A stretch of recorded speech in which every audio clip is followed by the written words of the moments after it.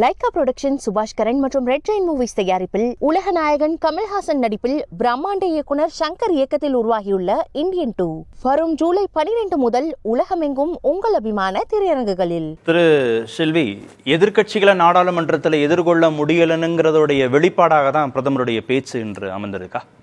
இல்லை, Sabir brother பேசுறச்ச prime minister தான் பெருந்தன்மையோடு நடந்துக்கணும், ராகுல் சார்லாம் எப்படி வேணுமா நடந்துப்பாருன்ற மாதிரி பேசுகிறாரு. ஒரு பாராளுமன்றம்னா எல்லாரும் பெருந்தன்மையோடு தான் நடந்துக்கணும். இங்கே எப்படின்னா எல்லாமே ஒன் சைடு கோலாக தான் இருக்குது. அதாவது பிரதமர் கேட்டது தானே, 99 சீட்டை வாங்கிட்டு நாங்கள் தான் இப்போ பிரைம் மினிஸ்டர்னு. இப்போ நான் என்ன கேட்குறேன், எடப்பாடி பழனிசாமி வந்து இன்றைக்கி நான் தான் சிஎம்ன்ற மாதிரி ஆக்டிவிட்டி பண்ணால் ஏதாவது ஒத்துப்பீங்களா? தமிழ்நாட்டில் அதை ஏற்றுப்பீங்களா? அதை பற்றி யாருமே பேச மாட்டேன்றீங்க. எடப்பாடி கூட தான் நிறைய ஸ்டேட்மெண்ட் கொடுக்குறாரு. முதலமைச்சர்னு யார் சைன் போடணும்? இப்போது ஸ்டாலின் சார் தானே சைன் போடணும். இங்கே வந்து இவங்க வந்து எப்படியாவது போயிடணும்னு அது மக்கள் கொடுக்கலையே. இண்டிவிஜுவலாக பிஜேபி 240 சீட் எடுத்திருக்கோம் சார் நாங்கள். அதாவது சிங்கிள் லார்ஜஸ்ட் பார்ட்டின்னு வரைச்சி எங்களை தானே கூப்பிட்ருக்காங்க, வலுவான இருக்குது. நான் என்ன கேட்குறேன், பிரைம் மினிஸ்டருடைய சேஞ்ச் ஏதாவது மாறி இருக்கா? 303 இருக்கிறச்ச பிரைம் மினிஸ்டர் எப்படி இருந்தாரோ அதே போல் தான் 240 இருக்கிறச்ச அப்படி தான் இருக்கிறாரு. அவருடைய இதை வந்து அவர் கரெக்டாக தான் மெயின்டைன் பண்ணுறாரு. அதை இவங்களால ஜீர்ணிக்க முடியல. அதாவது இப்படி ஆகிட்டாரு, இப்படி வீக் ஆகிட்டாரு, இங்கே மிமிஸ் போட்டுன்னு இருந்தால் பிரைம் மினிஸ்டர் அங்கே வீக் ஆகிடுவாரா? அவர் ஒரு விஷயம் தான், அக்னிவீர் திட்டத்தில் ஒரு பொய்யை சொல்கிறீங்க. அங்கே உடனே பாதுகாப்புத்துறை அமைச்சர் வந்து சொல்கிறாரு 1 கோடி ரூபாய் நாங்கள் கொடுக்குறோன்னு. அதுக்கு பதில் சொல்லுங்கள்.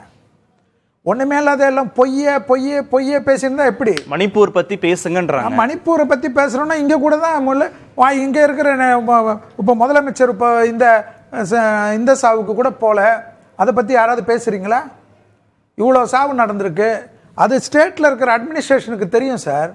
முதலமைச்சர் போகலன்னா அவ்வளோ அமைச்சர்கள் போயிருக்காங்கன்ற மாதிரி தான் எங்களதில் எல்லாரும் போயிருக்காங்க மணிப்பூருக்கு. மணிப்பூர் மட்டும்தான் உங்களுக்கு இருக்குன்னா மணிப்பூர் உங்களுடைய மாஃபியாவில் வளர்ந்தது. இது மணி சார் இருக்கார் இங்கே, எவ்வளோ பெரிய senior journalist, Sabir sir journalist. மணிப்பூருடைய ரூட் அண்ட் கார்னர் தெரியாதா உங்களுக்கு? மணிப்பூர் ஏன் இப்போ பற்றி எறியுதுன்னு தெரியாதா? மணிப்பூருடைய ஆக்கப்பூர்வமான 20 வருஷ சரித்திரத்தை எடுத்து பாருங்க. அப்போ என்ன உள்ளக்குள்ள இருக்குன்னு தெரியும். இல்லைப்பா, அப்போ அணைக்க வேணாம், அரசு அணைக்க தான் பண்ணுறாங்க, அணைச்சின்னு தான் இருக்கிறாங்க. அது எல்லா லெவலையும் இப்போ அணைச்சின்னு தானே இருக்காங்க. அதுக்கு அணைக்காமல் என்ன பண்ணிட்டு இருக்காங்க? நான் என்ன கேட்குறேன், எங்கே போனாலும் மணிப்பூர் போயிடுது. இப்போ நீட்டில் வந்து நான் என்ன கேட்குறேன், ஒரு ஊழல் நடந்திருக்கு, ஒரு இது நடந்திருக்குன்னா நம்ம ஸ்கூல் எக்ஸாமில் ட்ரிப்ளிங்கனில் நான் படித்த கெல்லட்டை ஸ்கூலில் வாத்தியாருங்க வந்து மார்க் போட்டதுக்காக எல்லா லெவல்லையும் அரெஸ்ட் பண்ணி அந்த வாத்தியாரை நான் ஆன்டிசிபேட்டரி பெயில் எடுத்தேன். இப்போ அதுக்காக அந்த எக்ஸாமினேஷனே மாற்றிட்டோமா? நான் கேட்குறது சபீர் சார் இப்போ ஒன்றுமே இல்லை, அவர் சபீர் சாரை பேச சொல்லுங்கள். நான் கேட்குறது பதில் சொல்லுங்கள் எனக்கு. ஏன் அந்த ஒரு சிஸ்டத்தை, எஜுகேஷன் சிஸ்டத்தை உடனே மாற்றிடுவீங்களா? எங்கள் ட்ரிப்ளிகனில் கெல்லட்டை ஸ்கூலில் நான் எடுத்து பேப்பர் கொடுக்கட்டுங்களா? ஆன்டிசிபேட்டரி எடுத்து டெல்லி நாடாளுமன்றத்திற்கு வருவோம். நாடாளுமன்றத்தில் அதாவது ஒரு எக்ஸாம்பிள் வந்து ஒன்று சொன்னால், தமிழ்நாடை பற்றி பேசினா உடனே டெல்லி, தமிழ்நாட்டை பத்தி எதுவுமே சப்ஜெக்டே வரக்கூடாது.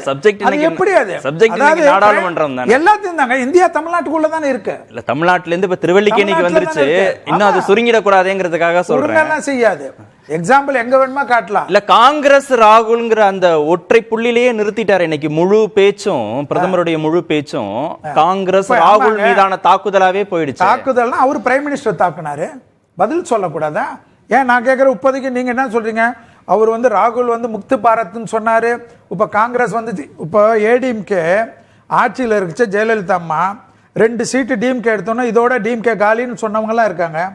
இதே ஜேர்னலிசம் பண்ண சபீர் சார் எழுதலையா? நான் கேட்குறேன், திமுக இதுக்கு மேலே வராதுன்னு. இப்போ திமுக வந்துட்ட பிறகு அந்த கொள்கையை மாற்றிப்பாரா?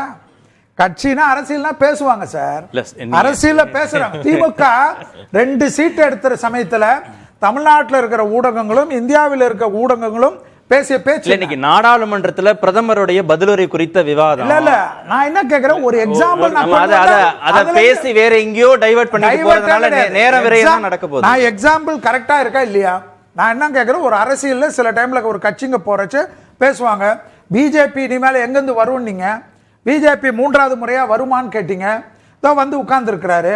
கேட்டா கூட்டணி கட்சி தானே. ஏன் நீங்க வந்து மன்மோகன் சிங் பீரியட்ல இருந்து நீங்க வந்து மீண்டும் நாடாளுமன்றத்துல பிரதமர் வந்து இந்துக்கள் அப்படின்னு பேசுறாரு. இந்துக்கள் அவர் பேசல. இந்துக்களுக்கு நாங்க தான் பாதுகாவலர்கள் அவர் பேசுறாரு. இந்துக்களை யார் பேசுனது? ராகுல் சார் எதுக்கு அதை பற்றி பேசணும்? அவர் பேசுனதுக்கு பிரைம் மினிஸ்டர் சொல்றாரு இந்துக்களை வந்து தீவிரவாதிகள்னு யார் சொன்னது? பிரைம் மினிஸ்டரா சொன்னாரு. ராகுல் சார் தான் அதை பத்த வச்சு போட்டாரு. அதுக்கு நேத்து அந்த மாதிரிலாம் சொல்லவே இல்லை. இல்ல நேற்று ராகுல் காந்தி அந்த மாதிரி இந்துக்கள் தீவிரவாதிகள்லாம் சொல்லவே இல்லை. எங்களை மட்டும் நீங்க தான் பாதுகாவலர், இந்துக்களுடைய பாதுகாவலர்கள்னு சொல்றீங்க. அவங்க வந்து வெறுப்பை வந்து விதைக்கிறாங்க, மத அடிப்படையில பிரிவினையை உண்டு பண்றாங்கன்னு பண்ணிட்டு இருக்கீங்களா? காங்கிரஸ் பண்ணலையா? எல்லா இடத்துலயும் ஒரு இடத்துல போறச்செல்லாம் என்ன சொல்றாங்க? சிறுபான்மையர்களுக்கு வந்து நாங்க தான் பாதுகாப்பல்ன்றாங்க. அது அவங்க சொல்றச்ச சிறுபான்மையருடைய பாதுகாவலரா காங்கிரஸ் இருக்கிறது வந்து ஒரு பெருமை. அது வந்து நாங்க வந்து சொன்னா அது வந்து எங்களுக்கு சிறுமையா? ரொம்ப குறுக்கிட்டே இருக்கீங்க. என்னோட ஒரே கேள்வி சாருக்கு, அதாவது மணிப்பூரை பற்றி பேசவே கூடாது அப்படின்னு நினைக்கிறாங்களா? மணிப்பூருடைய பிரச்சனை ஆரம்பிச்சது கிட்டத்தட்ட 1 வருஷம் ஆக போகுது, இன்னும் 1.5 வருஷம் ஆக போகுது. இன்னும் அந்த மாநிலம் என்பது பற்றி எரிந்து கொண்டு இருக்கிறது. அந்த மாநிலத்துக்கு இதுக்கு முன்னாடி தேர்தல் பிரச்சாரத்துக்கு பிரதமர் போயிருக்கிறார்.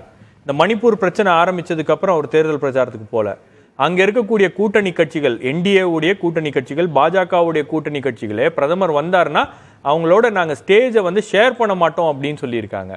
நான் கேட்கிறேன், பல பேருடைய ஆருடம் சொல்லக்கூடிய அண்ணன் செல்வி அவர்கள் இந்த மணிப்பூர் பிரச்சனை எப்போ தீரும் அப்படின்னு அவரால் சொல்ல முடியுமா? 1 வருஷம் தீரல, இதுக்கப்புறம் எப்போ தீரும் அப்படின்றதுக்கான பதில் அவர் சொல்ல முடியுமா? ஆருடன் தனியா சொல்றேன், ஃபீஸ் கொடுத்துக்குங்க, அது அப்புறமா பார்த்துக்கலாம். நான் என்ன கேட்கறேன், நான் வந்து எல்லாத்துக்கும் ஒரு ஃபீஸ் இருக்கு. பிஜேபிக்கு ஸ்போக்ஸ் பர்சனா வந்திருக்கிறேன். எல்லாத்துக்கும் பிஜேபி ஸ்போக்ஸ் பர்சனை பத்தி பேச விடுங்க. என்ன நான் என்ன சொல்றேன், ஒரு வழக்கறிஞர்ன்றது ஸ்போக்ஸ் பர்சனா என்ன கொடுத்துருக்கிறது அந்த அங்கீகாரத்தில் தான் நான் வந்திருக்கிறேன். நான் என்ன கேட்குறேன், ஆருடன் நாங்கள் சொன்னதெல்லாம் மோடி தான் அவர் நினைக்கிற வரைக்கும் பிரதமர் ஆவார்னு சொன்ன ஆருடெல்லாம் பழிச்சு தானே இருக்கு. அதனால அந்த ஆருடத்தை நாங்கள் பார்த்துக்கிறோம். நான் என்ன கேட்குறேன், இப்போ இவங்களுக்கு என்னன்னா மோடிஜி திருப்பி 3வது முறையாக வந்தது ஜீரணமாகல, அதுக்கு நான் ஒன்றும் பண்ண முடியாது. அதுக்கு வந்து ஏதாவது டைஜின் போட்டுன்னு உட்கார்ந்துருக்க சொல்லுங்க. அதுக்கு நாங்கள் என்ன பண்ண முடியும்? மோடி தானே பிரைம் மினிஸ்டரு. இப்போ மோடி பிரைம் மினிஸ்டரா இருக்கிறது, இவரு சந்திரபாபு நாயுடு வெளியில போயிடுவாரா, இவரு வெளியில போயிடுவாரான்னு அந்த ஜோசியம் சொல்லிட்டு இருக்கீங்க. அந்த ஜோசியத்துக்கெல்லாம் பதில் சொல்லுது. லைகா புரொடக்ஷன் சுபாஷ் கரன் மற்றும் ரெட் ரெயின் மூவிஸ் தயாரிப்பில் உலக நாயகன் கமல்ஹாசன் நடிப்பில் பிரம்மாண்ட இயக்குனர் சங்கர் இயக்கத்தில் உருவாகியுள்ள இந்தியன் 2 வரும் ஜூலை 12 முதல் உலகமெங்கும் உங்கள் அபிமான திரையரங்குகளில்.